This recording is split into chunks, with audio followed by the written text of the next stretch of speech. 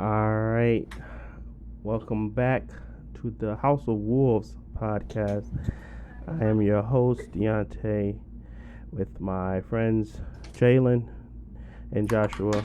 We're back again for another episode where we got a few topics for you guys today. Yeah, we back like we never left. We in here. yeah, yeah. We're gonna be talking about Ghost of Tsushima today, and our thoughts around it. Open world games. We're gonna be talking about Last of Us Part 2 and controversy surrounding that. The Avengers Beta, we coming really hot off that. That just happened this weekend. Today is Sunday, 8/9/2020, and we got how Bioware has fallen from its graces of exceptional company or studio to whatever it is today. We're going to start with the Ghost of Tsushima because that's something I'm pretty familiar with. I beat the full game. I haven't 100% it yet, but a lot of it is still fresh in my memory. So we're going to start there today. Did you guys have any opening remarks, or should I kick it off there? Yeah. When we get to the Avengers, I think I'm gonna be not as positive as Deontay is on it. But did you get around to playing it yet, Jalen? Or you plan on playing it? I don't know if the beta ended. I did get my stuff. I was gonna try to play it. I actually was planning on playing it before I got locked out of my car. So real problems. We shutting down that stuff, don't it? Man, like L's, copious. Well, I guess we can start with Ghost then, because we at least all touched it. Yeah. So Ghost of Tsushima. So that one, just to start off, basically give my piece on it. I think it's a great game. I think it's a game that was kind of needed at this time. It was like a palette wash for PlayStation after Last of Us. For some reason, it was like they people realized again that they make great games, even though I still feel like Last of Us is a good game, but we're gonna talk about that later. But Ghost of Tsushima was a game that kind of came out at the right time. It was like right between the PlayStation 4 and the PlayStation 5, and it kind of showcased a lot about what PlayStation 4 was all about, as well as kind of the technological leaps that it kind of took. And it did have its like shortcomings when it comes to open world, because at the end of the day it is still a open world game, but it did so much right that when it came to the small stuff that was like, very very minuscule to that point, it didn't really matter at that point. So I think it did a lot of things right. I really thoroughly enjoyed the game. I thought the gameplay was very tight. I thought the actual difficulty was accurate, and then they even, brought in a new difficulty. I forget the name of it, but they even brought in a newer difficulty where it's like even higher, where it kind of gives you that real you can't mess up feel, samurai feeling stuff. So I think it nailed a lot of stuff perfectly. So that's why it got a lot of grace when it came to the minor details of it. But yeah, it's still an open world game. It still had those points where I felt like it was just a lot of filler, or like it was some filler, but because the world was so infatuating, and I was kind of like engulfed in that and trying to, role play as a samurai versus being a ninja and everything. I was just running around dueling everybody because I felt as if that was the purpose of the game. So it was fun. I enjoyed it a lot. I think it's definitely one of the higher notes on the PlayStation roster, and hopefully they make a part 2. Yeah, I'm surprised that they came out with that game in it for it to be as strong as it was. Of course, looking like one of the best games they've ever made, and still having like a solid identity when it comes to like the gameplay. I haven't finished it. I've gotten like, I don't know how long it is, but I've gotten to like the second island, and so it's opened up more, and there are a lot more, I'd say, obstacles to getting through just like everything. Mm-hmm. And I just took a little break from it because, like you said, it is still an open world game, and so there are a bunch of side quests that all got different rewards. Some of them really good, some of them not. But it's just going to take a lot of time to go through and fill out all of those quests. And I feel like I didn't want to burn out by doing that, because I know if I see something interesting, I'm going to go do it. But that's going to prevent me from progressing for a long time. So that in respect to being an open world game, I would say it's not revolutionary in a sense to being an open world game, other than the win mechanic, which is really, really good. But otherwise, the combat keeps you engaged, and the world itself is interesting enough that you feel like you want to be there, even though what you're doing might just be go destroy enemy bases like you do in any other open world game. Yeah, and it kind of gave you the samey feel of everything else, but because it was so true to its art form or whatever it was trying to portray, it kind of felt as if you gave it grace. It was like the whole entire world felt like a movie, felt like a picture. It was just like you constantly were in a moment where it felt like it was just unrealistically real. It was just felt like everything was so prominent, and it just felt like you were doing something important, even though it was just some side quest. It was just really, you just took a moment, look at the world, and you was just going through this entire place, and how they drove the actual engagement of the world through the weather, and how the actual wind was blowing, and it would shift everything. So it kind of made it feel as if you were a part of this breathing world all the time, and every time you wanted to sit and just take a moment, take a picture of it, use that photo mode. That was probably one of the best photo modes I've seen in a game in a very long time, and it was useful because the game was so true to its form. It was just true to what it wanted to portray, and it was true to that samurai feeling game. So I really enjoyed the photo mode, because every time I got done doing something, or if I was just riding to go somewhere, it felt like I was taking on some bigger action than myself or whatever. So the world definitely kept you grounded in it, and the everything about it made you feel as if you wanted to stay within that, versus most other open world games. After a while, you do get burned out, and again, that still happened in Ghost of Tsushima, but because I was so infatuated with the world, it didn't matter, and I kept giving it like that grace of, I'm not finna get burned out. It's like a 30-hour game, and I didn't like put it down day to day. I just kind of played it all the way through, and I'm going to go back and 100% it at some point. But right now, I just felt as if I wanted to get through the campaign. I wanted to try everything. I still wanted to go do a bunch of the side quests. I didn't want to miss anything. But I still wanted to kind of get through the game and kind of see what the ending was and see what that story was. I can say that the character, like the main character, what's his name? I think his name is Jin. Yeah, Jin. I think he's so non-memorable because he's just not that good of a character. But he's just right. The driving point of the game, I felt like, was the world. I don't think the character really was that important of who was playing it.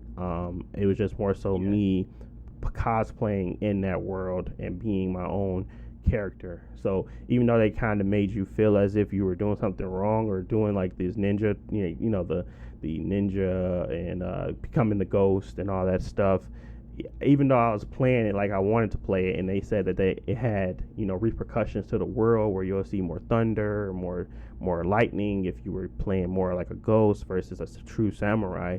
I wasn't aware of those mechanics because honestly I was running around being a samurai the entire time. Even though they were kind of trying to portray me as a ghost, I would not assassinate anyone. I would literally try to run up on everybody and just kill them head to head. So it was too plain than what I wanted him to be, like as a character. He didn't really have anything going on other than like his ninja way, his samurai way that he gotta keep strong to, except when stuff doesn't work out. But I think gameplay wise, I like the, I guess the player character in a sense. Like what you can do gameplay wise was really good because like you can go up and just duel people. You get the one hit kills on a couple of people. And even when you do get the ghost abilities, I know you said you didn't really use them.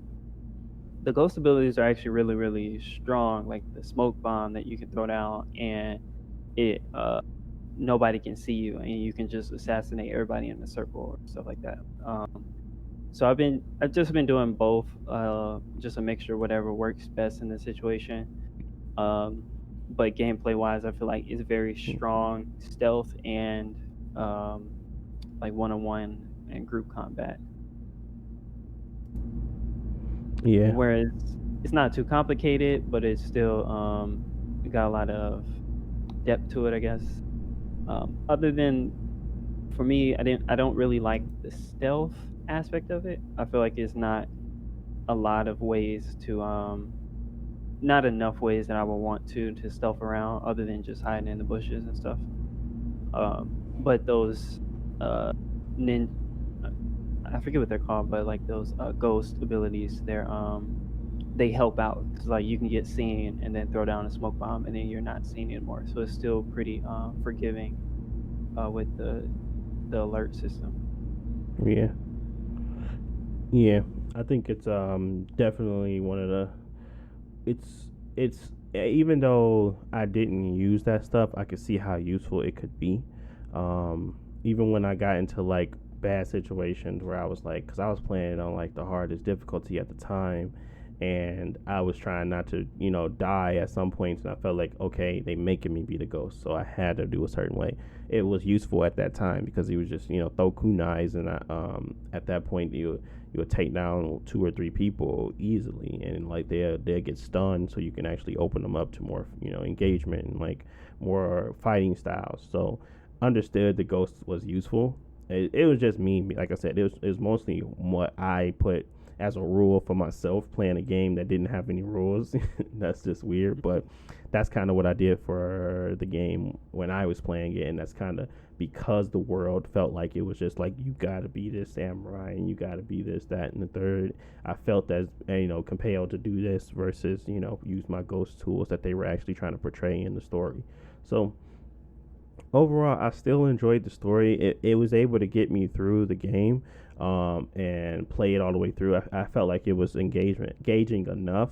I think the side characters are a lot more interesting than the actual main character, which is, fortunate enough that they have writers enough that can, shine when it comes to the side quests and like the other characters. But I really think they should have put more effort into the main character to give him more, more of a layered character versus what he was. He was kind of, through and through the same thing. It wasn't really that much conflict, and the conflict that he had wasn't really that interesting. So it was just overall still a solid game because, again, I give it grace because it nailed what it was trying to portray accurately. But yeah, what do you kind of, Jaylen? I know you kind of early on. So what's your opinion of it as of now? To be honest, I ain't really got to play a whole lot because of everything I got going on and stuff like that. But so far, I mean, I like the game. I think I might be in a prologue or like chapter 1 or whatever. Mm-hmm. I mean, it seemed pretty smooth. I do like the aspect of when you walk up to people, you like, hey, we do this the easy way, we do this the hard. You know what I'm saying? So Give them a you choice. know what I'm saying? You can give them a choice if they trying to run up and get done up. That's we flexible. You can do that. Or if you're trying to, finesse them or whatever and assassinate them, that's another thing. I do like that. I know the dude probably not gonna have that much character. I feel like in open world games and stuff, it's kind of hard to have a good balance because of everything you got going on. You need to make sure the environment right.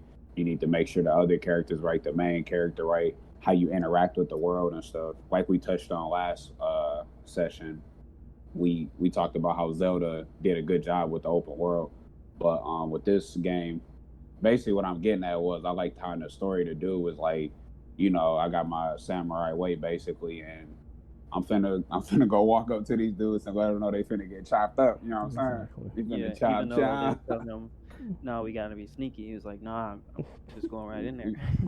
Yeah, He's like, hold on, watch I out. was definitely with him at that point. I was like, nah, we got to go up in there, chop, chop, get ready, chop. Man, finna chop, man. Nah, but yeah, that. I mean, other than that, I mean, I am curious how they gonna do the open world. I was at my boy crib and he was playing it, and he was telling me how you can nimpo it up with them smoke bombs and stuff like that. Yeah, I'm like, man, he said you got that nimpo in there, man. So I want to try that out, but I kind of want to play it like how you were saying, Deontay, how you just want to, hey, I'm finna let you know right now, we finna chop you up, all right, bro? Like, this what's finna happen. yeah. So I do want to play it that way, just because that It I makes ain't it. never seen something like that. Yeah, it makes it a little It bit was- more difficult, but it's definitely worth it once you whoop them all. Yeah, it's a little cinematic too, kind of how Yeah. it's like them little, the little old timey samurai showdowns, quick draw type Yeah. thing. So that scene kind of tight too. And he just he finesse when he do it. You know what I'm saying? He just be walking up like, yeah, man. About to, I'm finna hit you right back. I'm finna cut him up real quick. I'm gonna call you right back. All right, like. Yeah. So I do like that. And they tied the I don't know if he got multiple emotes or just one with the bow, but I didn't even look into it that much. But I think he only has the bow. But they tied the emotes to the swipe or whatever this thing called for the PlayStation, where you can swipe on it, the touchpad, and it's Yeah. easier once you whoop everybody. You just bow to the last one. You take your pictures, man. That's what I was doing the entire time. Like, yeah, I got to bow to them. Let them know I respect. They hustle, but they just got whooped. Yeah, I do like the legendary abilities that you get throughout the game. Mhm. I think the first one you get is like the lightning strike, but same thing where if you hit somebody with it, everybody standing around they'll get scared and Yeah. they start looking at you. Then you can just bow or take a picture because you just cut up their biggest dude in like one Mhm. hit. Yeah, yeah, and then like the which, I ain't trying to spoil like this little smaller stuff, but it's kind of just. I mean, if you at this point, you guys should have played it by now. But it's a well, the audience I'm referring to. It's a good game. I think it's something that it has a lot of moments in it that make you feel like a true again a good like a samurai. It makes you feel as if you're taking your army of one essentially, and you could take on a full on army. It's kind of how it makes you feel. So definitely Man, highly. you said army of one, bro. Man, all these games let you be an army of one. But this one is like because the Nah, I'm just difficulty, playing, bro. yeah, but the I'm not- difficulty is different. It's kind of like it's realism in the fact that you can slice up people in like a few moves and they kind of die. So it's kind of like it gives you that feeling of that. It doesn't make them sponges. They don't take more damage as you keep going on and get further into the difficulty. They just learn how to trick you and make you think differently how you fight. So it's not as if they become like super armored folks where you gotta slash them 45,000 times. Some bosses are, but not like everything. It's like you really just gotta become better at your movements and stuff like that. So yeah, Man, the you get chopped in stances. that game. You just Mhm. meditate, bro. He like, I'm better. I healed up by. Nah, he you know what pumped I'm his saying? chest, man. He hard this chest, bro. He be going sick. That junk made me that was tight too. I was like, oh, so you just heal yourself by he tap his chest. He said, boy, that was easy peasy. Give me that. I was like, yo, this man crazy. Man. So most of his movements gave Jen way more personality than his actual voice acting. It was just like all his stuff and his abilities that he has gave him way more personality. But that boy hit her with the chest pump and said, "Yeah, give me that. I eat those for breakfast. I eat those baby cakes. I eat those." Yeah, but yeah, Said he big soldier. big soldier. Yeah, that game, like I said, it definitely portrayed what it was trying to do, in the right light. Y'all got any other closing things for Ghost? I look forward to playing. Like I said, it seemed like a pretty dope game. So, Yeah. Yeah, I'm gonna probably get back to it and finish it I want to do 100%, but if it's too much, then I might just try to get to the end. Yeah, yeah. All right. So next one we was gonna be talking about is how Bioware has fallen from its graces and how yeah, I don't know about that. I mean, Bioware wasn't really a company that I followed in any way, shape, or form. I didn't play Mass Effect 1, 2, or 3. Um, I went back and played some of Mass Effect 1, so I really don't have much to say on them outside of Dragon Age Inquisition and Anthem and some of their, more recent projects. I think it was just Anthem and really Dragon Age Inquisition. Mass Effect Andromeda. Oh yes, Yeah, I did don't play forget Mass them Effect Andromeda. I did, but that was the B team. I heard. That's what I thought they said. Nah, that's all Bioware. Hey, Bioware. I mean, yeah, technically it's the B team, but there's a reason that they Yeah. moved it to somebody else, and it still doesn't help because the A team, the product that they made, Anthem, came out in an even worse state than Yeah. Andromeda. So Yeah. I guess I can talk to their history more. I played not every game, but I played all the Mass Effect games, and I played like half the Dragon Age games.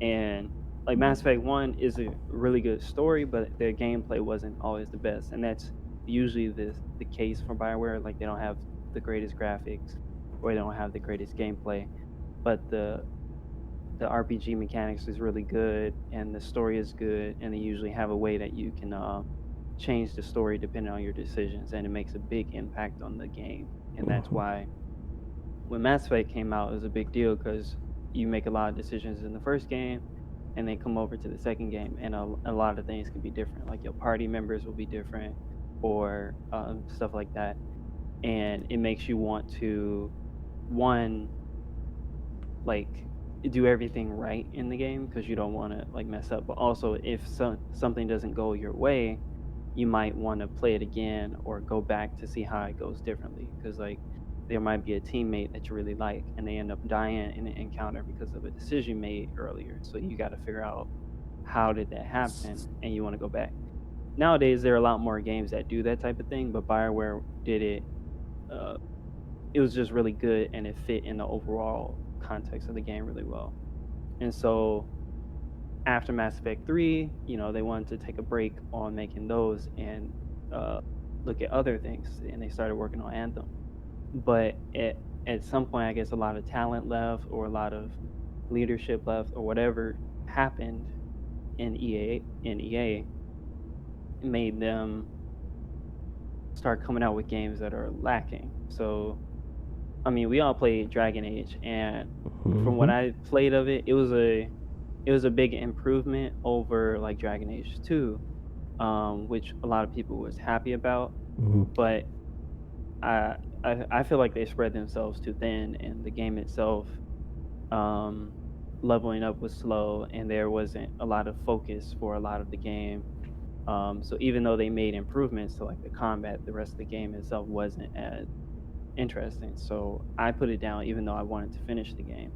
And then after that, BioWare just hasn't come out with a good game in like the last I guess all of the PS4 the whole generation, yeah. The entire generation has not been a good game. And they only created, to. I mean, if I'm right, it's their B team Andromeda, and then it was Anthem. That was the only two games I've seen them drop from EA in their partnership. I mean, Dragon Age Inquisition was on the Xbox One as well, so I guess that's 3. Yeah. But the only thing that has been their saving grace has always been like their RPG elements and their, the ability to tell a good story. And then you get to a game like Anthem that you're trying to compete with Destiny, and you're trying to tell a story, yet you can't even do that correctly, it makes it seem as if what happened to the Bioware that everybody enjoyed, where they was able to make a great story, people, feel good story, make it where decisions mattered and all this stuff. Where did that team go, and what are they kind of creating now? Because at this point, we dealt with Dragon Age Inquisition, we dealt with the Andromeda. Andromeda had like a trinkle of that where it came to actually having a compelling story, but it wasn't done it wasn't done well. It had just some characters I felt like they kind of shine through, but the overall game was not a good experience at all. Gameplay wise, mechanics wise, multiplayer, like a lot of the stuff that you kind of want to nail when it comes to these newer IPs or these new games where it matters. Not, I wouldn't say IP because it's not a new IP, but new games where that matter, like the mechanics wise, it just did not deliver. And the stuff that they were known for, they did not deliver significantly. So it just became this shell of a game that no one actually enjoyed. And then the team that was supposed to be creating this special moment delivered Anthem. And then you see that where it's just like what you just stated. It's just kind of like, what was the point of this? Because you got I can admit that they got some of the gameplay correct. They got the flying mechanic right. That was the best thing going for them on that. It's just the only thing I can think of that kind of caused Anthem to be what it was, that they were trying to compete in a market they knew nothing about, and they were trying to compete with Destiny, and that caused their downfall when they could have just stuck to what they kind of knew, created a pretty compelling story, and kind of built on those mechanics outwards after. But it seemed as if they tried to do that and pretend like it was a full game, So I think that's where it became what Anthem is today, where nobody kind of plays it, and it's just a huge disappointment for EA and BioWare. Yeah, man, they just, I don't know, bro. Like, taking it from the top or whatever, BioWare. I ain't even finna hold you up. I was never like a huge BioWare fan. I played Mass Effect 2. That's where I first, got in at. Then I went back and played Mass Effect 1. I was like, all right, I played the second one, so I'm gonna get this game a little bit of a pass or whatever. But I remember my older brother, like back in, I think it's like 2007 or 2008 or something like that. Mass Effect 3. I mean, it was all right. That one was a lot more story driven and gameplay driven. It had mad glitches in there, bro. I'm like, why this game glitchy? Like, I remember my brother, he had walked over this gate or something. Like, he literally just like clipped, like, just walked over the gate. It was strange, bro. But I don't know what was going on. The game started being glitchy, but fast forward, I know we love Dragon Age Inquisition. I mean, I stood at that game when I fought a whole ox or a bear or a bull or it's something. You know what I'm saying? It's something sinister, dog. Fought that mud, whooped thing, used all my resources. I think they gave me like 6 XP, bro. I'm like, bro, what? Man, I go read a sign, they give me 50 XP. I said, hey, I'm finna just read the signs. That's all I gotta do and I can level up, bro. Clearly I was pointing the game wrong, but the point is that game was trash. I don't care. Nobody say, I don't care. He say, she say, they say, that game garbage. Basura. Stiff Effect. Mass Effect Andromeda. Don't get me started on that. If y'all trying to see some glitchy clips, go to YouTube where y'all can hit us up. We will show you live footage of garbage that game is. Like, you shoot pea shooters, all that garbage, man. What was the other game that came out? Oh yeah, Anthem. Man, hey, them scenes where when you be flying in the air, you see the little like the motion blur type stuff. Like, you know what I'm saying? You feel like you Iron Man in that mud. But then when you start fighting and stuff, you be like, hey, this game need to get put down too. Like, I'm like, hey, I had a way better time flying around, dog. But if this what the game finna be, bro, y'all could have just put me in a flight simulator, bro. I'd just be like Iron Man. Cause that game, but Los loved that game. He said the end game was straight and all that type of stuff. But I don't know, man. I have to ask him about it because his on that game heavy. But yeah, man, that game. Yeah, they weren't finna finesse me, bro. Like, I think they bio trash or whatever you want to call them, they garbage. Yeah, I think they realized that once people stopped playing and actually stopped caring about their name being attached to stuff.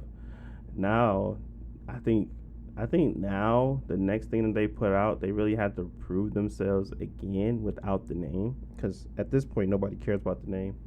Well, I Um, don't think y'all gonna try it because y'all the next game that they working on is Dragon Age 4. Man, yeah. hey, So we finna get 100 EXP for reader times now. I hopefully they kind of come with some new, because they got a lot of competition with that. They have a Void, and they now have Elder Scrolls. Whenever Bethesda get off their butts and actually do something. So they got those two. I think those are going to be pretty big juggernauts where it comes to those type of games in that realm. So Dragon Age 4 definitely going to still have the nostalgic of people, playing the old previous games, but they still going to have to deal with, bringing new people in. And if that game is missing half the mechanics those other two games are bringing to the table, and like new ideas, it kind of makes it feel as if they're stuck in their old ways, where they can potentially tell a great story, but they can't back it up with great gameplay. So I feel like Dragon Age was supposed to be that tipping point where they become a great developer for gaming, like games, and gameplay and modernizing the Dragon Age Inquisition, role playing game. But they did have success in areas, they didn't have success in others, and I felt like that game was just way too slow, and it was way too packed with stuff that didn't matter, and the stuff that was important was behind so much grinding that it didn't become the game that a lot of people thought it was, or at least the critics thought it was. Because for me, I did not agree with the critics where they was talking about how that game was just a 10 out of 10, 5 out of 5, all that. I did not agree with that, and we didn't agree with that. I would say that because we just spoke about it. We just did not agree with that game being what they thought it was, perfection. I thought that they were going to actually provide great gameplay along with a great story. The story seemed as if it was going to open up at some point, but it was extremely slow to get there. And no, I'm not saying I played no 4 hours or no 5 hours or no 10 hours. I played about 25 hours into that game before I called it quits, because it was just too tedious of a game where I felt as if I was not progressing as much as I was putting in time. So that game became, it was about me going to, because my whole thing about that game was me going to find all the dragons, and me going to take on things that I couldn't actually compete with. But at some point, I felt as if I was never going to get there, because I remember running into either I ran into a dragon, or I ran into a part where it just had I don't remember that game. I'm not sure if that game actually gave you the number of the level of the enemy, or if it just gave you X's. Whatever happened, I remember being stuck with something, and I just got overwhelmed. I got tired of having to go back, grind, and then come back to something, to the point where I just was like, I'm over it. So I just stopped playing that game in general. Man, Because Yeah. what was the things in that game called that you have to do, like it was the rifts or something that you yeah, had to the keep on? riffs. It was. It's so long ago now. I can't remember, but I remember it being a tedious gameplay. That's what I can say. I remember it being very, very grindy, to the point where it didn't feel rewarding, nor did it feel fun to continue to do. Even Yeah. if the world felt as if it was, interesting, which honestly it wasn't. It felt very plain.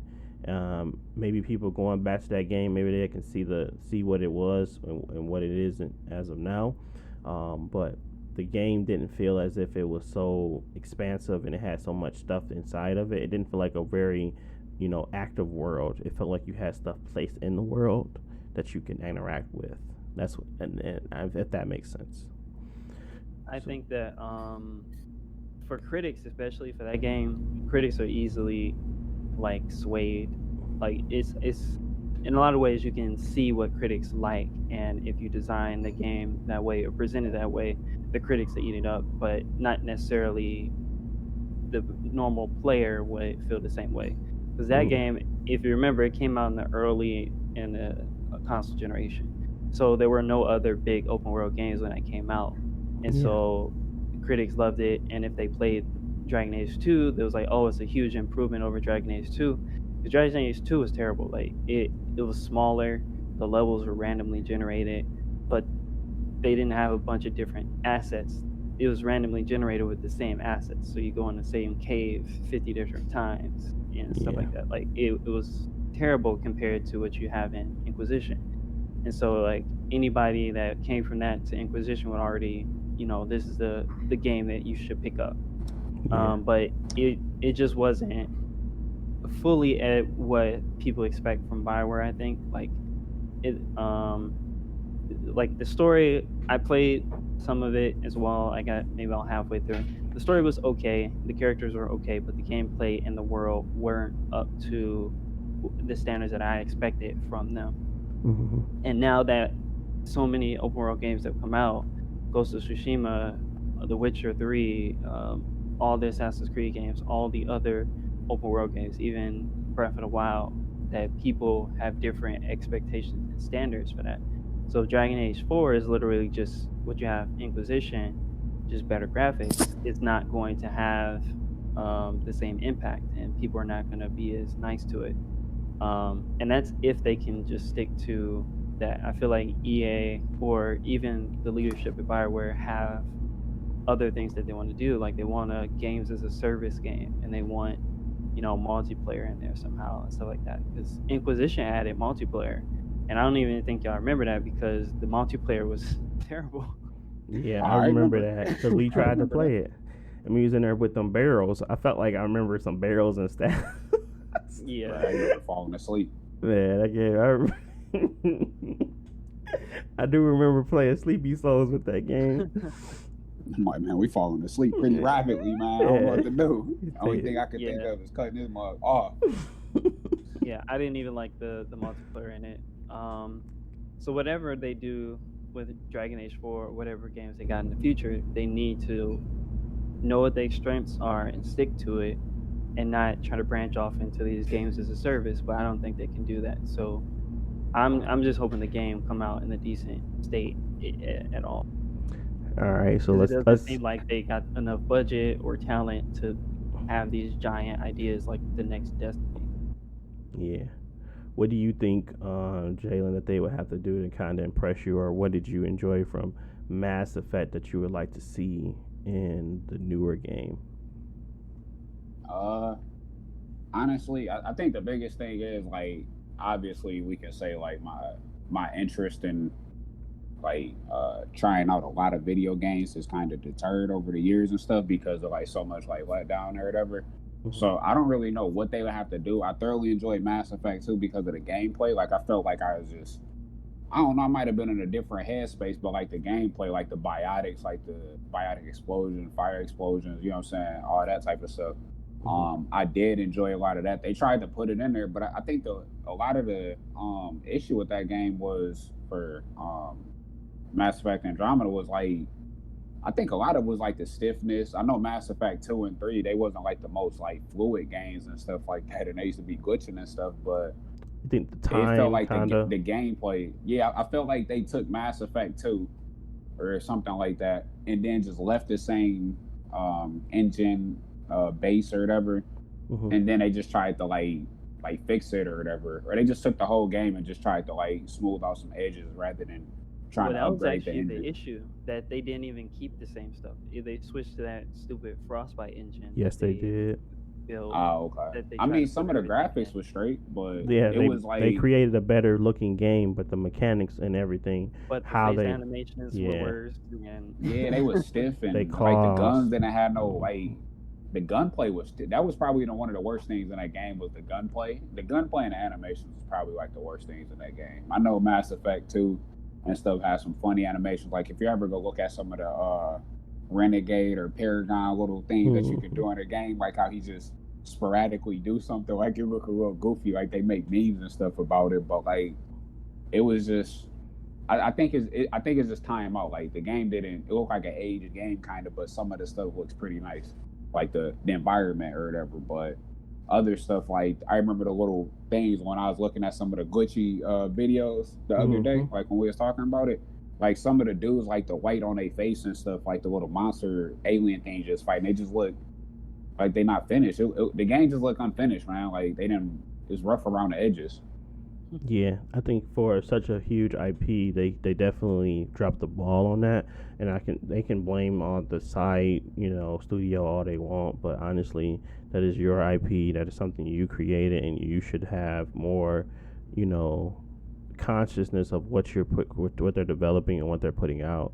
So I get that they were working on Anthem, and I get that that wasn't like their main studio, but at the same time, Andromeda is still. I mean, Mass Effect is still your baby. That's your game that kind of puts you on the map, and to feel like to make it like to abandon it in that way, and not create something that was strong showing, kind of feels as if why, especially when the outcome is Anthem.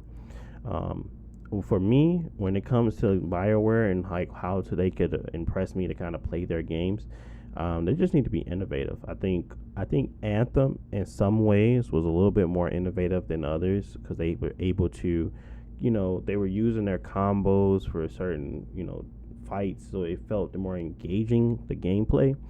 The flying mechanic gave you way more of a versatile feel or more of a movement control. I felt like the movement for that game was very, very nice. I felt like they had some innovative ideas and they tried to make a full game based off those ideas, but didn't realize how to make a game of play, kind of like game of service type of game like Destiny. So I think they kind of dropped the ball on that. I really would like an Anthem refresh, honestly. I would like to be able to go back into that world with a new coat of paint, with some new mechanics, with some new actual story missions, with some big events that happen in that game. Because I think that game had enough there that you could create something pretty great with it. But the way that they kind of implemented that and how they kind of treated the consumer as a beta tester, it caused so much rift in that community that nobody would want to stick around for that, and nobody did, honestly. So this is what they kind of have to work on now. They have to work on continuing, well, at least to innovate in some type of way, shape, or form, either refreshing Anthem or refreshing Dragon Age to the point where it does not feel like the same game. It feels like something totally different, mechanic wise, gameplay wise. They have to find a way to reinvent themselves because at this point, they have let down not only the Mass Effect community, they have let down the Bioware community. They haven't just let down for one IP. They kind of let down a lot of people that was so into BioWare as a company, and they just like BioWare is attached to great games, and it's not the case anymore. So I feel like they have a lot to prove now, and I think with the money that they have and the talent that they kind of acquired, because I think a lot of people left that was on the original BioWare team. I think that they can create something special. I don't think it's that difficult now when it kind of comes to games of service. They have seen it done in so many different ways that they can replicate. They can probably just tap Apex on the shoulder and say, "Hey, how y'all do this, and how y'all think this will work?" And get ideas from Respawn, because Respawn has done a pretty good job with their original IP battle game of service that they honestly are familiar with shooters. You guys aren't familiar with that stuff, so you probably should have tapped a few, different studios on the shoulder and said, "Hey, how do you kind of create great gameplay instead of trying to work within, the constraints of Frostbite?" It's kind of like, yeah, that engine is terrible in my opinion, but that's a different topic for a different day. But yeah, any last remarks in regards to BioWare falling off? Shoot. I mean, I don't know. They just need to, like you said, they need to figure out what Apex doing because we be going crazy in that game. Well, we used to, but yeah, Apex was a pretty decent EA game. I feel like EA just changed a lot over the years, and from the time that we was playing EA, the one that I ain't gonna say no one love, but you know what I'm saying, the one that we used to invest more time in with like Mass Effect and things like that. I feel like they just changed over the years and stuff, and I feel like a lot of that transition started to occur when they started trying to implement that. What was it called? It was like a multiplayer pass or something that you had to pay like $10 for or something. I think they're trying to stop people from buying used games, like back Oh around like yeah, yeah. With a 2011 or something. Battlefield and all them games, yeah. Yeah. To play So multiplayer, you couldn't just have a used copy. You had to have that code as well.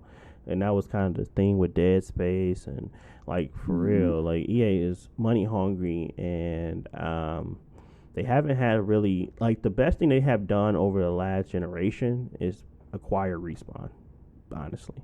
They have Yeah. Fallen Order from them. They have Apex from them, and they could probably continue to suck them dry until they are no longer the company that we liked before. But as of now, that company is still thriving. That company is still doing good things for the community. It's not being, ate up by that machine of EA. So I don't even give them credit for Apex or Jedi. I give that all to Respawn. And EA just a publisher at this point. Like they don't do anything. So They did mess up Star Wars though, didn't they? yes, When they they tried to did. say They what they they they got bro, what was the Dice math for scared, Darth? bro. They got Dice so scared. They got them so scared to do anything wrong that they just do whatever they say. Yes, sir. Yes, sir. Yes, sir. Bro, they said you So, need. but it's this. They said something dumb like you needed. I think like approximately somebody did the math. You needed like 80 hours Yeah, in like a game type to get like Darth Vader or something yeah, like that. man. They was doing I'm like like, some bro, crazy what? numbers, man. Man. Yeah, man. That's exactly what everybody else said. So that game free now. They like, man, we gonna give it to y'all for free. We gonna give y'all everything for free. Like, bro, nobody wanna play that game no more. Y'all done jacked it up for everybody. Basically. But yeah. But Well, let's I ain't got move nothing on. else about Oh, go ahead. EA. Just RP Visceral, RP Dead Space. Yeah. Man, we wasn't even supposed to be talking about EA. We was talking about we was talking about that. We was talking about Bioware. EA is just, I guess they a byproduct of the foolery with the jewelry. So moving on, I guess we can talk about the next big, PlayStation hitting out the park as usual. Last of Us Part 2, and our thoughts around that.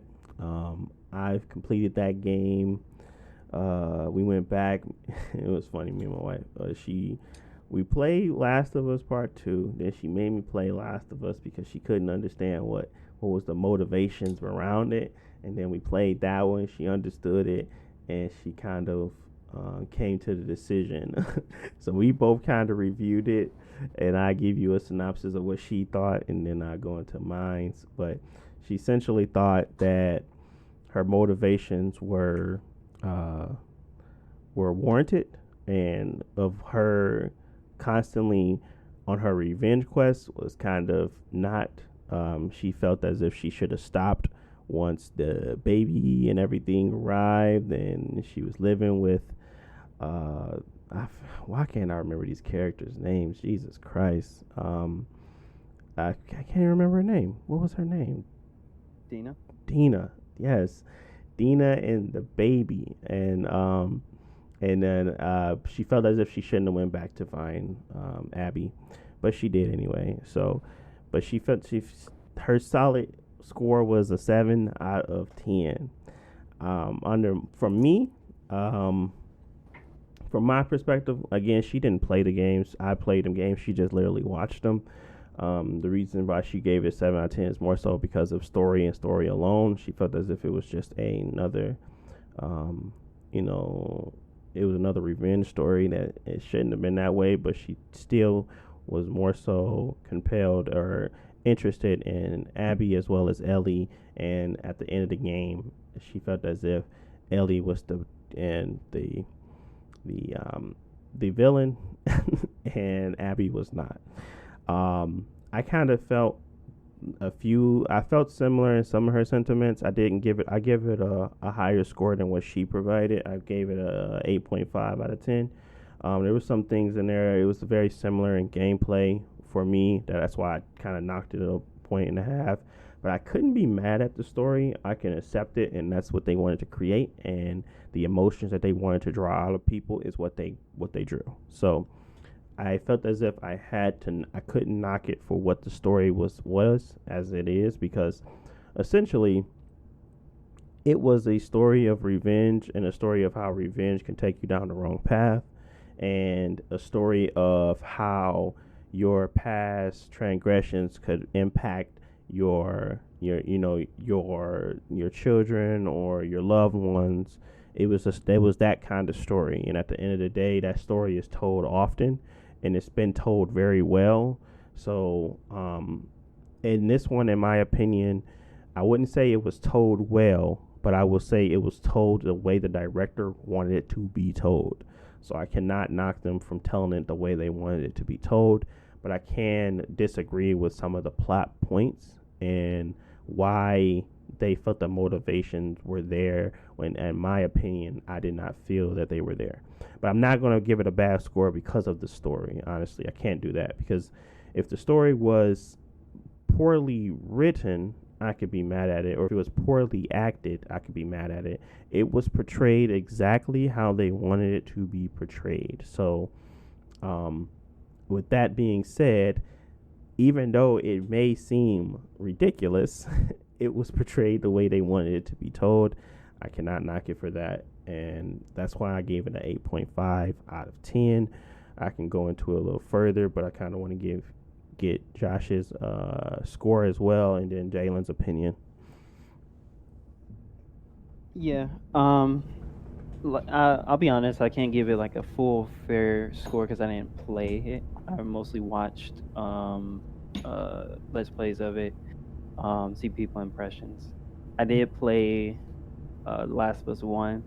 Personally, I didn't like the game that much because of its tone. Like, I can understand the father-daughter relationship aspect to it and why that's important. But the world is just one that I didn't enjoy. And so going forward in Last of Us 2, part of my decision of not wanting to play it, regardless of any controversy, is it's a continuation of that world, and it seems that they're going in a much darker route, and that's not completely true. In some sense they do, but it's more characters are going down a route where it's not just a relatable father-daughter relationship or a relatable family story. It's revenge. Like, of course, in real life everybody experiences revenge, but most sane people don't go across country trying to get revenge on somebody like that, especially in that kind of world. Yeah, especially when the world itself is terrible and you only have a couple things to actually hold on to. So why are you gonna risk everything, just for this impulse? When, of course, like, yeah, it's a bad thing. If you ran across that person in the street, of course, then you're gonna pop off. But you're gonna go all the way out of your way and risk everything just for that. That's kind of where it doesn't make sense. For me, I think the story that they were trying to tell is, like you said, it's not done bad. I don't like the character decisions. For me, it's more of a directorial decision that they decided that they wanted to focus on kind of tearing down expectations of characters, which people generally don't like, especially fans. Like, these are the characters I love. This is what I like about it. And the director said, I know what you like about it, so I'm going to take what you like and take it apart so that you can see the message, which can be cool. But at the end of the day, you still have lost the characters that you like. Like, for a lot of people, who liked, Last of Us 1, they might not see the characters the same at the end of the story because they're not the same characters. So you can like them in Last of Us 1 and hate them in Last of Us 2, and that leaves them in a weird situation. Like, if this franchise goes forward in the future, what do you do? Like, do you try to make this character better? Did they learn their lesson or things like that, or are they just now a kind of despicable person in a sense? For me, I thought Abby was cool. Like, I understand her perspective on it as well. I didn't like a lot of the side characters on her side. I know that they're like her friends and things like that, and they take care of each other.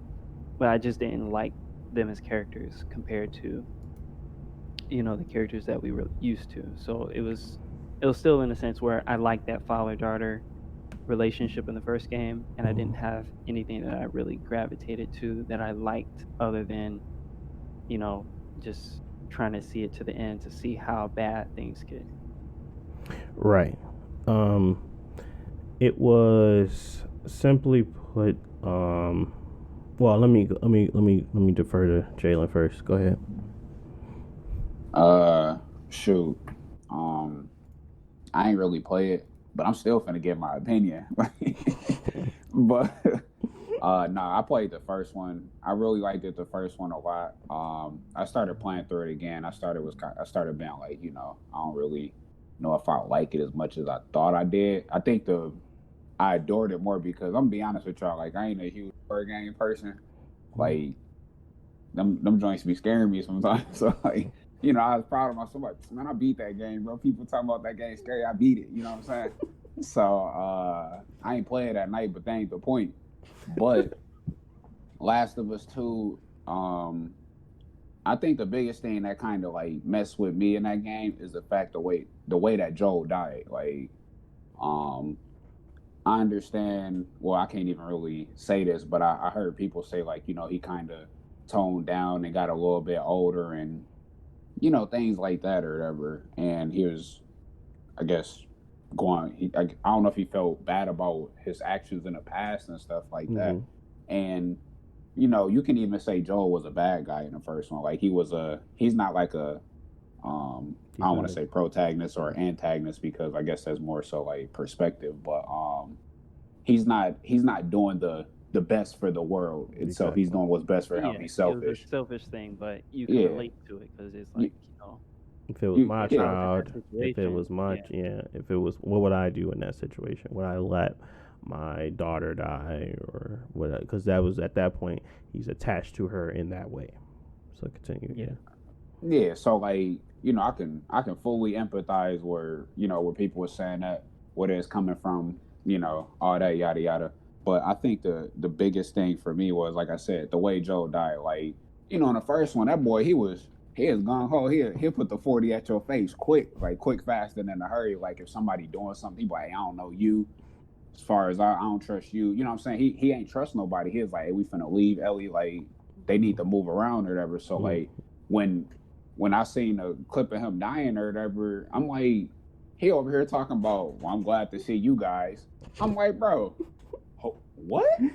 I'm like, that's not Joe. Like Joe was like, I ain't cussing or nothing. Like who is y'all? Like, hey, like he was just about that action, man. So, when they killed him or whatever, it kind of did something to me. I was just like, yeah, I'm definitely finna play this game. And then when Ellie caught up with Shorty, she should have murked her, bro. I ain't finna lie to you, or at least they should have gave people an option, like put like an alternative, like ending.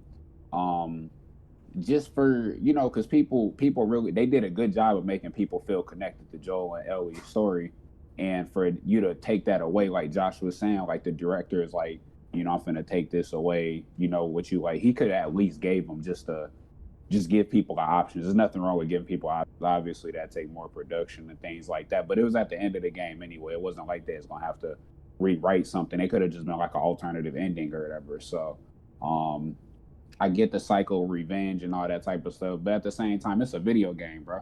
Like, I mean, we go to video games to like disconnect from the world and to not be able to relate to some of the characters is a disservice too, because like this is going a little bit off topic.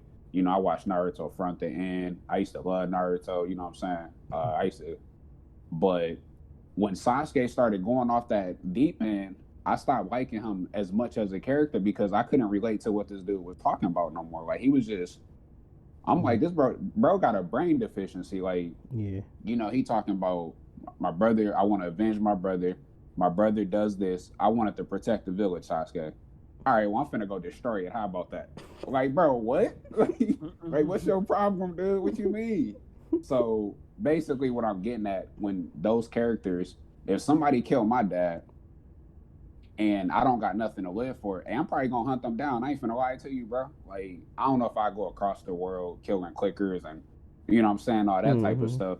But trying to empathize with Ellie, like, it ain't nothing to live for in this world. You took the only thing that I really care about, like, you know what I'm saying, like, and she went across the world to come get Buddy or Shorty, and she ain't kill her. I would have took Shorty. Shorty should have been a goner, bro. But I mean, I get what they was going for and stuff. I couldn't really bang with it like that. That's why I probably won't play that game. But I could see the aesthetic and why people like it, and you know, Joe doing a bad thing and all that type of stuff. My boy Rie, he liked it a lot, which is cool too. So, and I mean, that scientist dude with them audio logs, they talking about. I think he killed like 5 or 6 people trying to get this cure or something like that. If you listen to the audio things, bro probably just graduated, man. He's a late doctor. Joe Blow, he let me cut this head. Dang, I killed her again. Hey, go give me the next one. Well, we got to get Ellie. You know what I'm saying? So, like, and then they made Buddy a whole reason. I'm like, man, I didn't even remember killing dog. Like, what? Who is him? Did you even have to kill him? Bro, they changed. They said, yeah, you killed them. You have to kill somebody.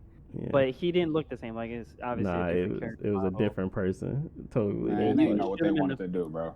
You could shoot him in the foot, and you know he'll rag down and be dead. Yeah, man. They was just like, hey, bro, I know you didn't think you was big, but you is big. Like, you big soldier boy. Come here, we finna make you the driving force of the second game. Yeah, man. Listen, I think that it was a lot of. Now, I don't know about the audio logs. I didn't know about that. All I knew is that she was the only one, and he lied to her and told her that she had multiple. But I don't remember it being audio logs where it was multiple cured people, like people that was able to immune. Maybe he killed people that he was just trying to work on. But immunity, being immune, Ellie was the one.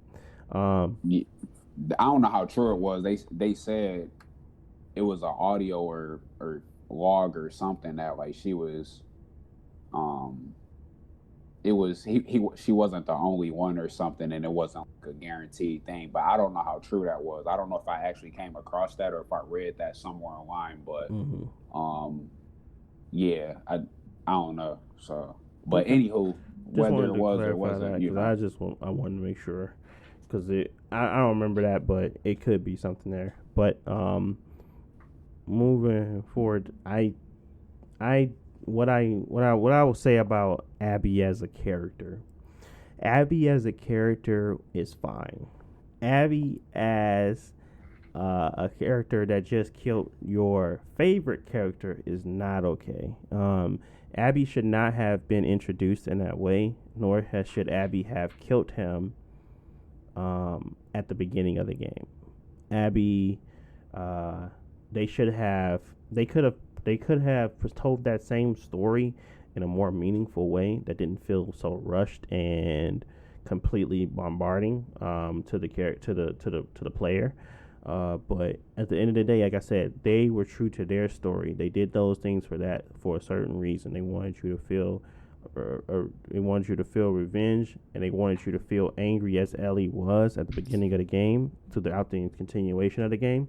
But to slow down and cause that effect where you have to now play as Abby for 10 hours causes you not only to hate Abby and to not give this character a chance, but anything that kind of drives her story or her personal moments is on deaf ears, because at this point you have done something unspeakable. So it does not feel as if they had the storyline place in the right order.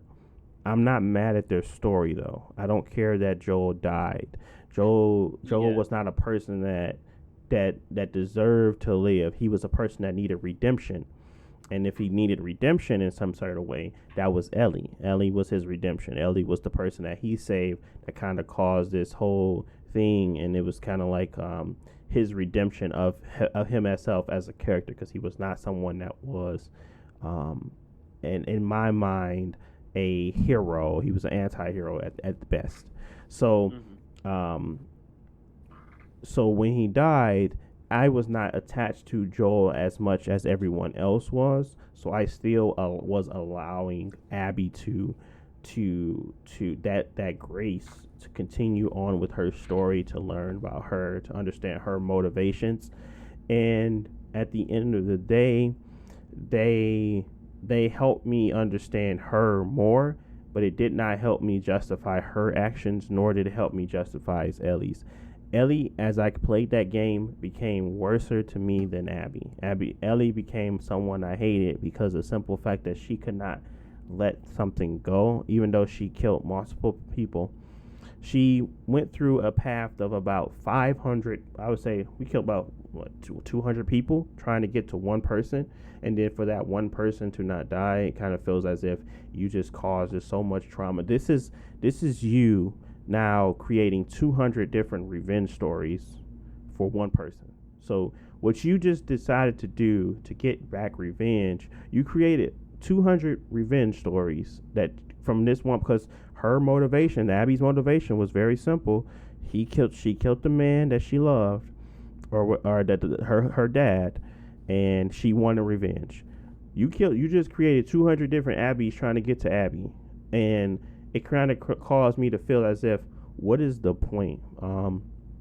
Obviously, I understand that it's a video game. You have to get through areas. You have to kill people. You have to, have some type of mechanically sound gameplay there. So understanding that these are just, just these characters, or that they're not important or whatever. But it doesn't make any sense. You're trying to make me envision a revenge story that is going nowhere, absolutely nowhere, and yet, as we're trying to understand Abby's revenge story, you're showing us how you're going to allow this person to be dragged through the mud and become this bad individual as you try to build up Abby. So what I guess what is the actual point of the entire game? It felt as if at that point I understand where you're coming from, and I still give you an 8.5 out of 10. But your story is still, in my opinion, not sound. It's not great. It's not something that I would replay. It's something that I would have to kind of mull over to try to understand. And I don't know if it's more so because of shock value or if it's because it's a compelling story. And at this point, as I dwell on it more and more each day, it kind of makes me feel as if there was a lot of things within that game that didn't just add up. And sometimes stuff has to add up in order for it to become a better game.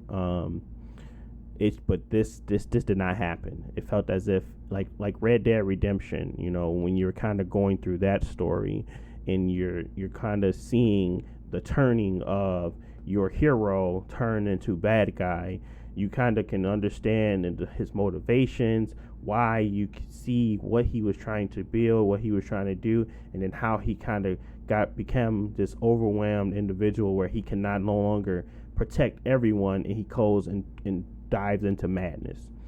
That wasn't here. It didn't seem as if there was a connection between what happened and what Ellie saw to what she kind of did later on. It didn't make any sense. You at first were so against, going out there. Tommy was the one that was trying to stop you, and then now Tommy is the one that's trying to put your life in danger again at the very end of the game.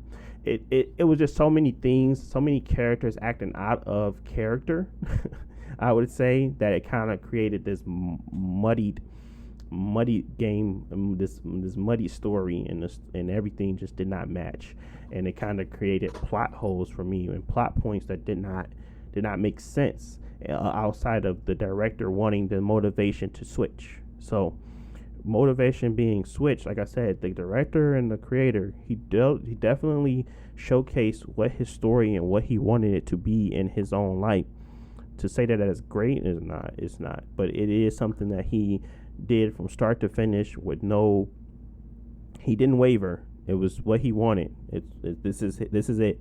So it wasn't as if he tried to tack on stuff. It was like this was the motivation from the beginning to the end.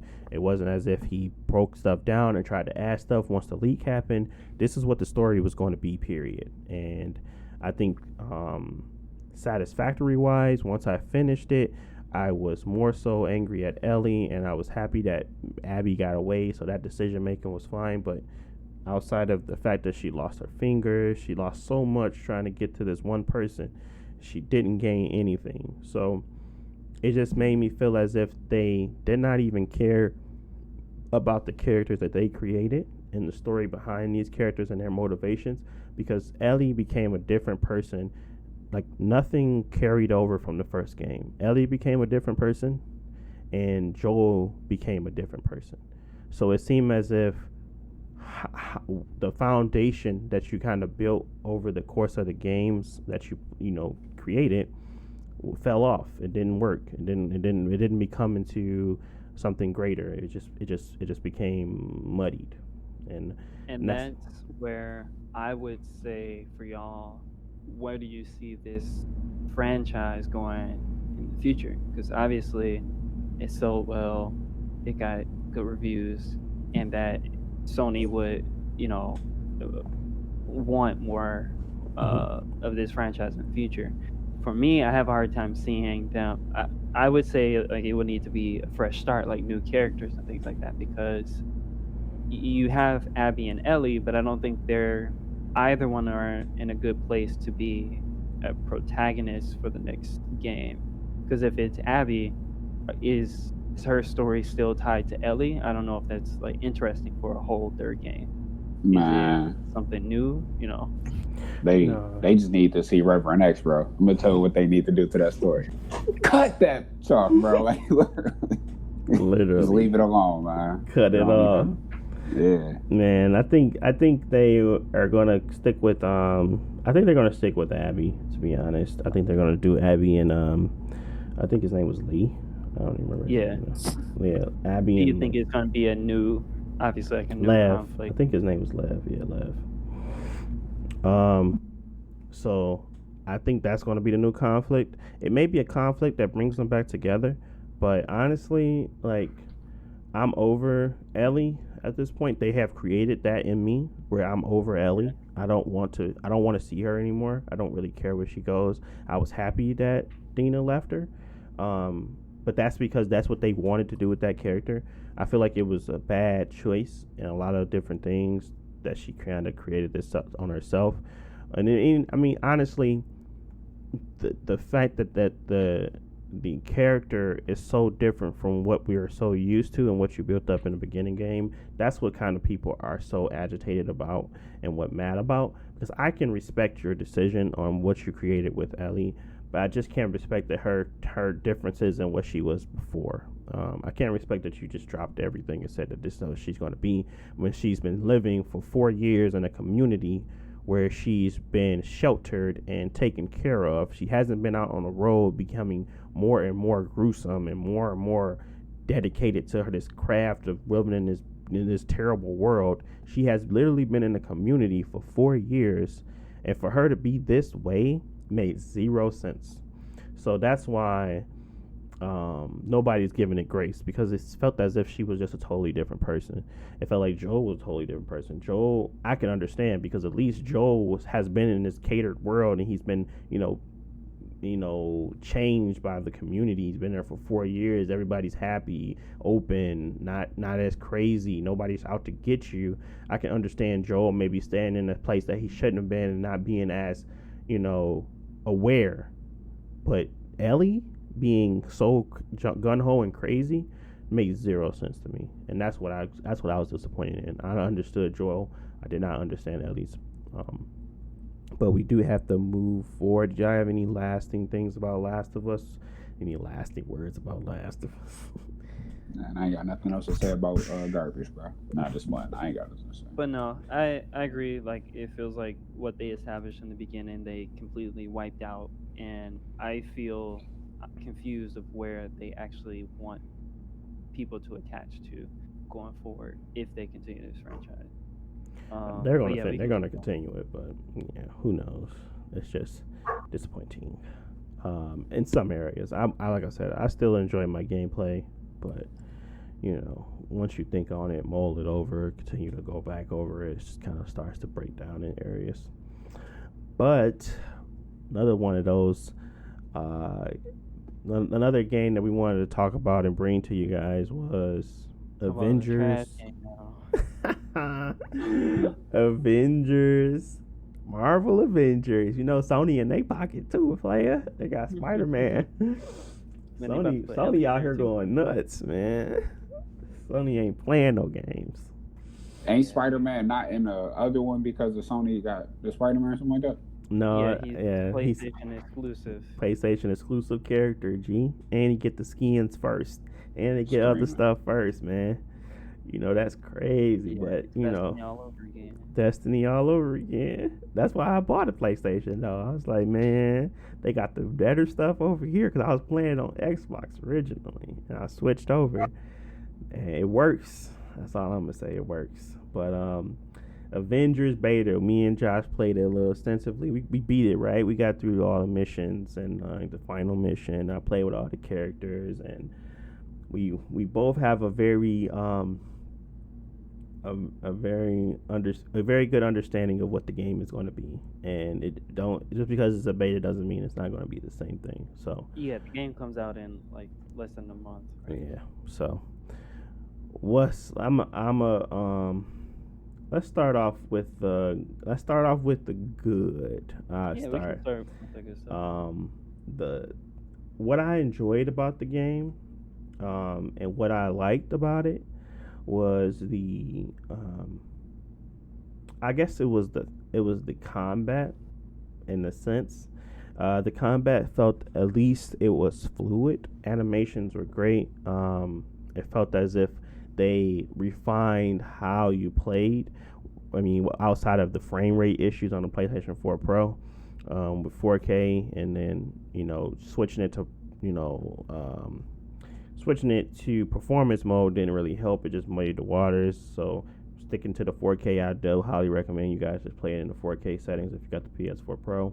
Might not be an issue if you weren't on a 1080p screen with the PS4 regular, but with the 4K one, it was just atrocious when it comes to beating up stuff with Hulk and trying to get through the map. So outside of that, I think the game was very pretty looking. It had a lot of blur. It had that crystal dynamic feel to it. I mean, they did make games like Tomb Raider and stuff, and those games are very they showcase the power of our console that we have now, and the PCs as well. So Crystal Dynamics know how to make a game look good, and they know how to make animations look good, but it's just the fact that how expansive this game is probably trying to be and how it's trying to keep everything together that is more than likely causing it to have runtime issues. But not bad stuff, good stuff. So the gameplay I enjoyed a lot. I enjoyed the story, the characters, the voice acting. I liked Kamala a lot. She's giving me a lot of Monkey D. Luffy vibes, and I enjoy her as a character that's just kind of wowing out over all of the Avengers stuff. She's just a fan, and she's getting access to all this stuff, and she's just excited about it. So I enjoyed her, and I enjoyed her commentary on everything and how she kind of sees it through her fan eyes as she's working with the Avengers now. I enjoyed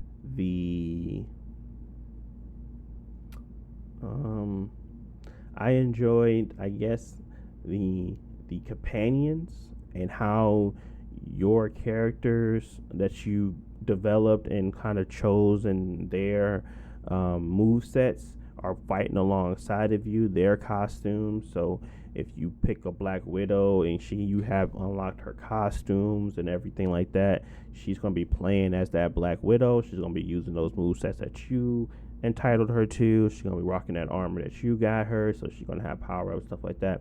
So it seems as if they are focusing on making sure that not only is the character that you're fighting with special, but the characters that you are fighting alongside with, if you don't have any friends with you, are special as well. And they also have your unique flavor to it.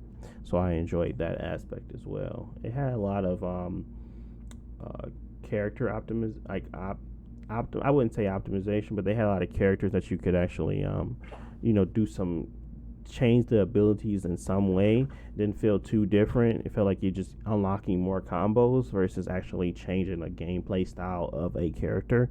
But it did have a pretty decent amount of that, and I heard that they're going to unlock like 2 other slides, so that you're going to have a lot more customization. Hopefully, it's a lot more than what we're seeing. And I just enjoyed the feeling of being an Avenger. Playing as Hulk, playing as Black Widow, playing as Kamala, playing as Iron Man. It just felt good to play with these characters because of the what they're tied to, and like your favorite movies and all that stuff. So it just felt good playing with them. And it didn't feel like it was as bad, I would say.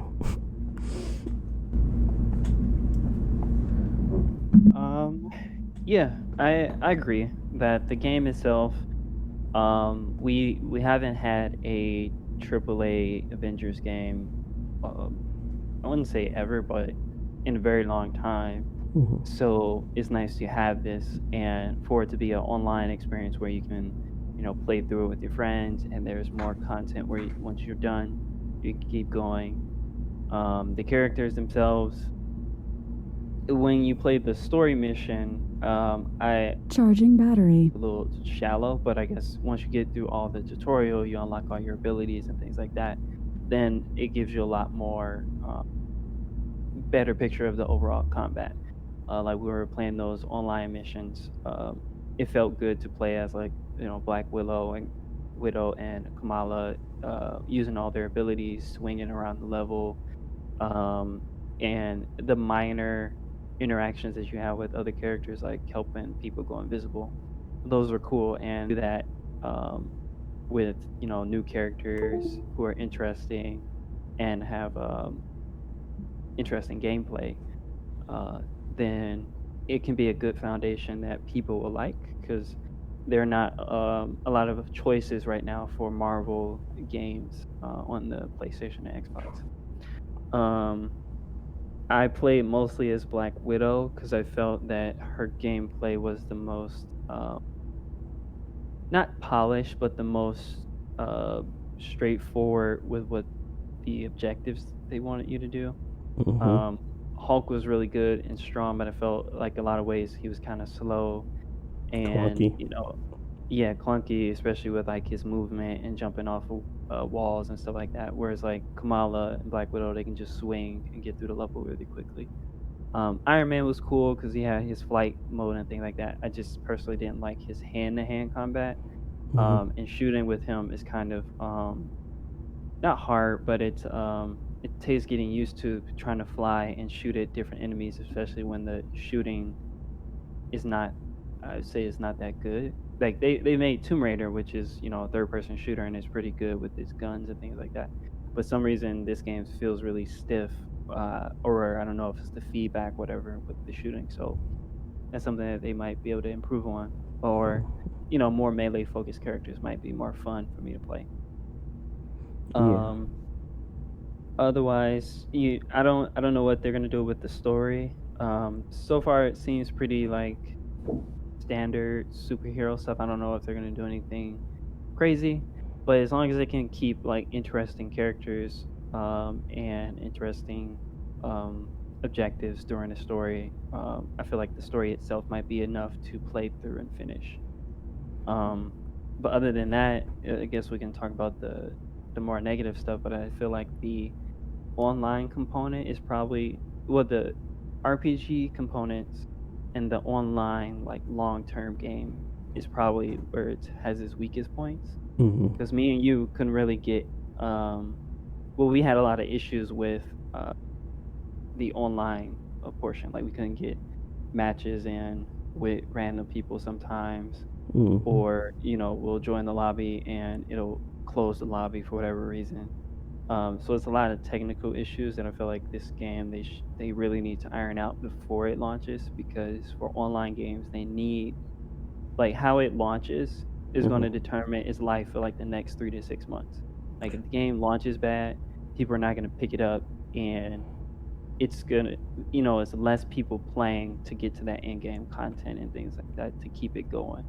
Well, I give them more grace when it comes to technical issues because they are now opening up their servers. I would expect them to have technical difficulties, but I don't expect the gameplay to be any different. So when it comes to betas, I feel like you're really just stress testing your servers.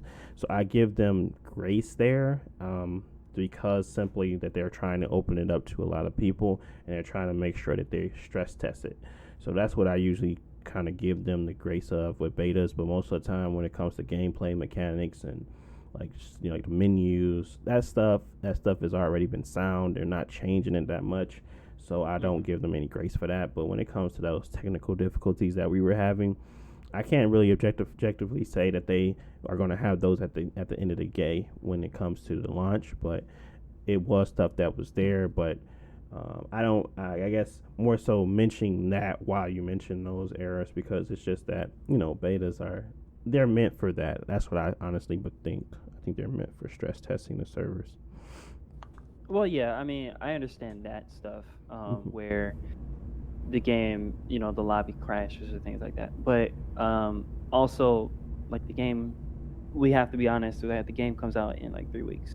Yeah. So there are some things that, yeah, you can have more servers launch day so that, 1 million people buy it, that they all can fit online on the servers. But there are still some things that we would have to expect from them to get right, like lobbies not closing, kicking you from games and things like that, because that ruins your progress and stuff like that. Yeah. But hopefully they can iron out all that stuff before the game comes out. But It as looks far like as they the did. RPG stuff, I don't know how the structure of the game long term would be to keep people interested. Yeah. Because let's say we look at Anthem, that's a game that didn't launch well and is pretty much dead now. And it's not because the game didn't work on the technical level, like you can play it, but it's the long term loop that you're going through, like upgrading, getting loot, the different missions and things that you do that are going to keep people coming back 3-4 months from now. That I don't feel confident that they've nailed that yet, and I don't know if the story is going to get people to buy the game.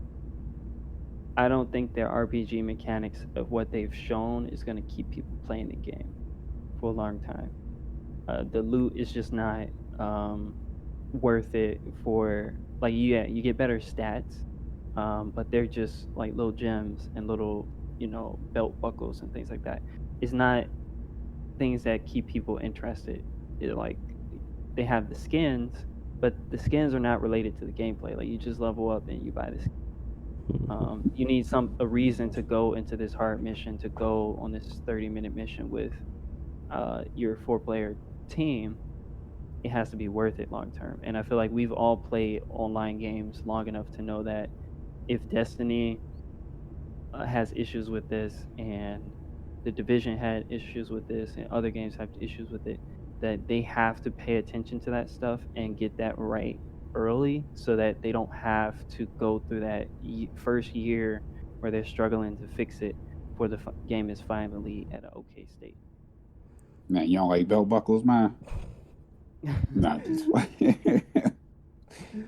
Yeah, it's I think that's a lot of I think when I first was saw this game, I thought it was going to be a lot more customization when it came to how your character looked and how they were presented, and it's really just a lot of costume stuff that can be tied to microtransactions.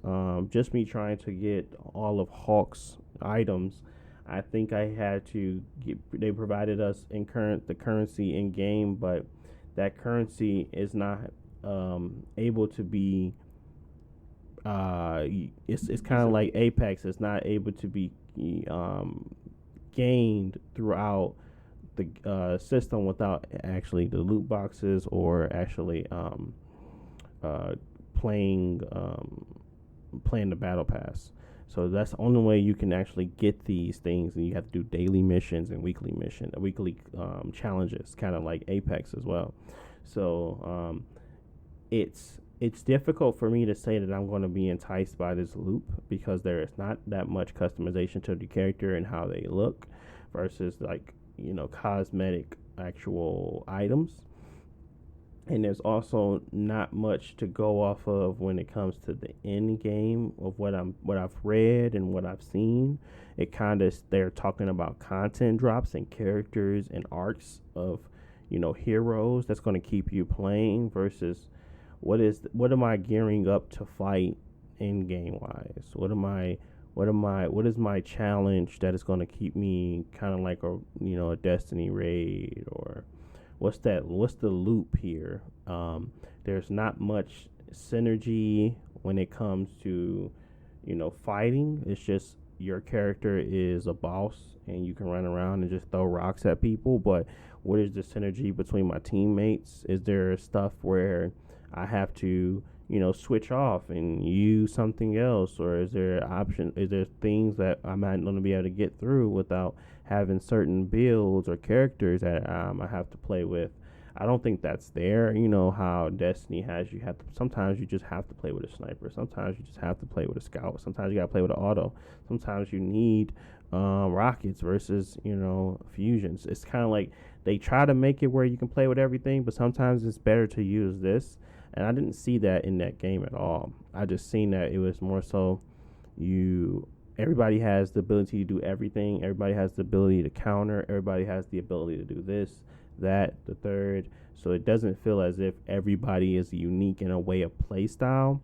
It's just how you fight is what kind of differentiates that. It's like your ability to stay long range with Iron Man versus Hawk only having his one, huge rock throw and like getting in melees, but you can always get to these people without having to play long range. Is it a difficulty spike is what's going to cause you to kind of switch up your gameplay style? How are y'all going to manage when people wants to play with Iron Man at the same time? How are you going to manage when there's like the inability to decide on who has the better Widowmaker, the best Black Widow or something like that? It kind of gives me Overwatch vibes in that aspect, where it's kind of like there is no team gameplay, so I guess there's no point of trying to figure out who you want to play with. You can always play with somebody. Somebody's always an option because it's not like Overwatch where you have to have this team synergy. But I think that's needed in this game, to be honest. I think that's something that's going to keep it thriving during those down peak times where you're waiting on a hero arc and you're waiting on a new villain arc and you're waiting on a new villain to drop or a new character to drop. I think that they're solely basing all of their their opportunity and growth through their actual backlog of characters that they can just add into the game. And honestly, I don't think that's enough. I think that's something that's going to be their downfall if they think that that's the only thing they have to do. Because I can see the lack of interest. I would say I lost a lot of interest while playing that game because of the missions feeling so relatively the same. You're kind of going through doing the same thing. It's a grind, but is the grind fun? I was playing with Iron Man, I was playing with Kamala, I was playing with Black Widow, and I was enjoying myself for the first 3 hours. But I think at the 7-8 hour mark, I started to feel like, okay, but what's next? What are we going to be doing that's going to make us feel as if we want to put the time in? Obviously, leveling characters can be great, and you kind of get to that point where you've maxed out your characters and you maxed out their battle pass. And I understand that loop, and I understand what that loop entails, and it doesn't seem as if it's a positive one. The battle pass seems as if it's very grindy to keep you playing that game and to have multiple, battle passes to level up, because each battle pass is tied to each individual character. So if you want to play and get Hawks all the way through to his battle pass, you got to play with him, Black Widow, Iron Man, so on and so forth. I don't know if that's a sustainable method, nor do I believe that's something that's going to keep people entertained as they try to get through this game, because the fact is that Destiny was a game that was meant to bear. You of course you wanted to play with each character, and you got 3 characters now. You have these expansive world. You have these multiple missions you can do. You have all this extra stuff, and yet people still clamor for more and more each day. I don't see this world being as expansive as that because it's not their own original idea. They still have to follow in the constraints of Marvel. They still have to create and build within that world and make it make sense. So I think they're building stuff to keep people entertained for the year, but sustainability over the long haul, I'm not seeing it. Honestly, I'm seeing a lack of. Because characters honestly aren't going to be enough to keep people playing the game for a long time, because characters are not going to come out once a month. They're going to come out every couple months because they take time to build and give voices and animations and all that. And in all honesty, this is not the first Marvel game. Like, there have been other Marvel games. People have played as Spider-Man before. It has to be the actual gameplay loop that makes people interested in the game. Like, those missions were they're okay. They weren't hard or bad or anything, but they were pretty bland, except for like the one boss fight we did. Everything else was pretty much straightforward. Go into the base, kill the things, go to the next room, protect the thing, and so on. And so, just like Destiny, that's all you were doing in the beginning, and that wasn't enough. People were tired of it in the first week. So what else do you have? Like, I know that they've haven't shown all their boss fights and stuff, but what type of raids or what type of long dungeons do you have? Is there content that is going to be well, online games always look for something that's called evergreen content, that's always going to be good and never get old. And I don't see anything in that game that's not going to get old after a couple times. Yeah. I think they have to focus on making the gameplay loop refined, and I think they have to focus on expanding how they customize our characters. I think they need to really showcase what a build looks like, a Hawk build, a Widow build. I think they really need to show how expansive their customization is to each character. If you're not going to show it to us in a traditional sense of cosmetic, you need to show it to us in a sense of animations and characters, and how they differ from one Widow to the other. You need to show that stuff, because right now I don't see it being that way. I see that the combinations and combos becoming more increasingly challenging to pull off, but it's more rewarding, like more of a Devil May Cry 5 versus a actual unique style of gameplay where your whole entire style of fighting changes. Like it's not even at the level of Destiny where you go from being a striker titan to a bubble titan. It doesn't feel different. So they have to figure out that, and maybe they haven't shown it. Maybe we're just not seeing the whole thing. But honestly, it didn't feel that way. It felt as if all of these characters are going to fight the same. I mean, obviously, I think they're going to have different specials where they have, like, where Hulk smashes his hand and blows everything in front of him. I think they're going to have multiple iterations of that and changes and different things that they can do. But I don't see it being very uniquely different. I think it's going to still be in that same gameplay style. They're not going to be able to, Warlock bend around the corner and be stuck in the air for forever. Hulk ain't gonna never do that. So I just want to see what the special is, what the special sauce is, and I haven't seen it yet. I would still give it a try, honestly. I'm not someone that's going to shy away from it because I got this bad taste in my mouth now from the game. I think I'm going to still see what it has to offer. Mm-hmm. It's just me wanting to put that time in to actually get there, and whether it's worth the time. I don't want to leave it to a reviewer to tell me, because honestly, sometimes they'll big up a game kind of like Dragon Age Inquisition and it's trash. But so yeah, I might have to still kind of see for myself on what it is and whether or not I'm actually gonna enjoy it. So it's still a pickup for me, but I'm very, very hesitant to say that this game is something worth picking up to anybody else. I think I'm gonna get it because I just for curiosity's sake and to see where it lands. But again, that's going to become extremely harder once games are $70, and people aren't have the money, and this pandemic's going on to kind of make that type of decision. But fortunately enough, I'm okay with that, and I can purchase it without too much sweat off my back. But it's still something to think about when it comes to buying these type of games and trying stuff out, because your showcase of it is the beta, it's your gameplay that you provide, and it's the reviews. I played the beta, I seen your gameplay.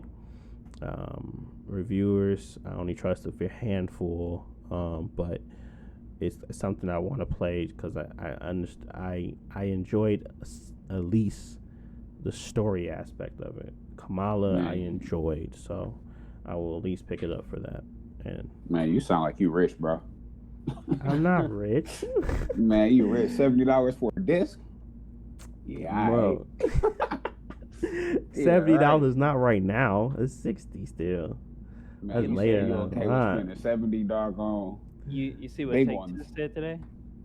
Yeah, what they say? They had an article that was like, the $70 price tag will be worth it when you see the quality or something like that. Man, what they gonna do? Make Sleepy Age 4? No, man, they talking about this 2K. Take-Two is them sorry 2K21s and NBAs, bro. Bro, they already killing people by making a VC. People buy that, bro.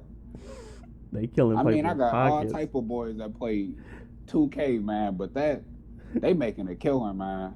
The virtual currency, boy. They was like, boy, I'm about to hit these over the heads. Listen, banging them.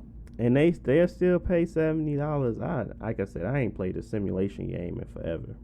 Not no basketball simulation, not no football simulation, not no soccer simulation.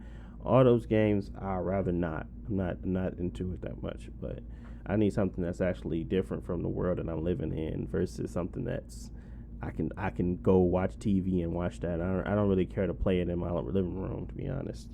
So play Forza. Yeah, I guess I have to go play Forza or something like that, man. But well, Horizon. I'm not playing Motorsport, but yeah, I think Avengers is still it still needs some more time in the oven, but they don't have that time anymore. I think the story is going to be fine. I think people are going to enjoy it for the story. I just really hope that they fix the in-game loop, because that's what it's meant to do. It's meant to be something that you sink your teeth in. But yeah, man, Outriders is looking real hot right now. I think I haven't played their beta, but Outriders gameplay is very similar to Avengers in a lot of ways, but it's an RPG, and they look like they took their time and they're kind of getting some of that in-game stuff right. They're showing stuff that you can do outside of just the regular quests and side quests. You got Monster Hunt, so Outriders might be it. Avengers might be out, but I'm gonna try them. Just try them both. Yeah, I mean, I hope they can get it together. It's just, if the beta was like a couple months out from the game actually launching, I'll probably feel better. Mm-hmm. But based off that, I feel like the game is not going to change that much in 3 weeks, other than technical issues.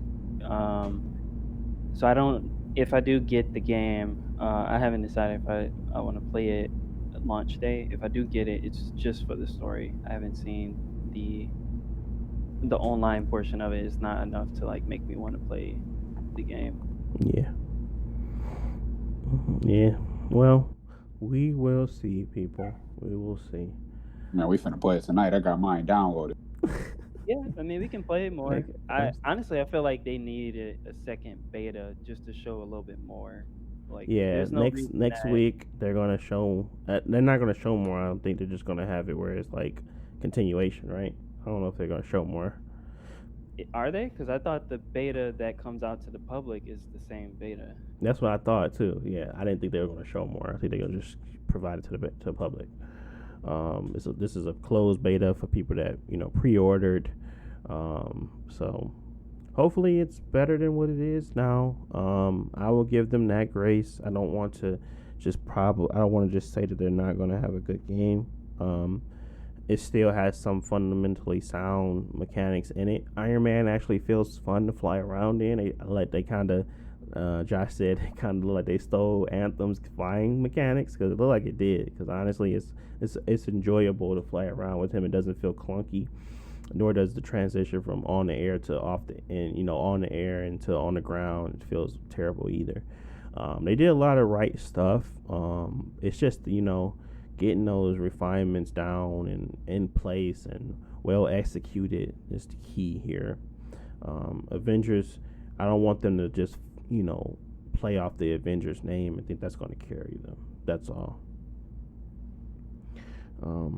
But yeah, I'm not going to talk about their move with Spider-Man because I already did videos on that. But it's an interesting partnership. I say that. Any lasting things about Avengers? I ain't got nothing to say. No, not really. Just I guess we'll talk about it when it comes out. Yeah. Until next time. But alright, guys, that has been the House of Wolves podcast. I want to thank you guys for listening. I know that there is some type of review mechanic on wherever you're listening to. If you liked it, definitely give us some upvotes or some 5 stars or whatever it is that they want you to provide. Kind of helps us get known and out there. But yeah, thank you guys for listening. Until next time. All right, we'll see y'all. Peace.